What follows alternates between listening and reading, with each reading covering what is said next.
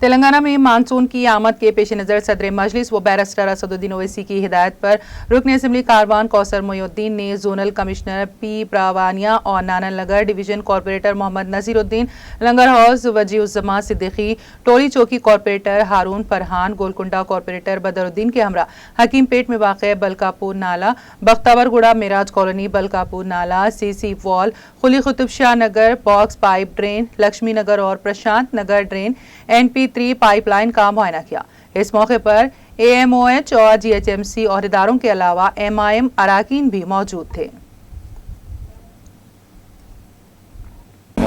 Division के अंदर zonal commissioner के साथ में और तमाम अहदेदारों के साथ में आज दौरा किया गया, जो आने वाले बारिश को मद्देनजर रखते हुए, चाहे वो बलकापुर नाला हो या बख्तावरगुड़े का नाला हो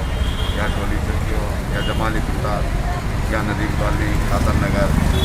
और साथ ही साथ नगर और लक्ष्मी नगर, प्रशांत नगर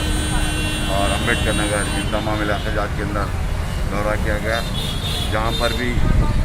NP3 स्लैब या बॉक्सड्रेन की ज़रूरत है, वहाँ पर कई काम एस्टिमेट पेंडिंग पड़े हुए थे। उन तमाम कामों को रिवाइज कर एस्टिमेट को सबमिट करने के लिए हिदायत दी गई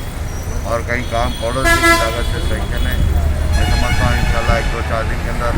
जो टेंडर को लगेगा उन तमाम काम टेंडर ओपन होंगे और उसी तरीके से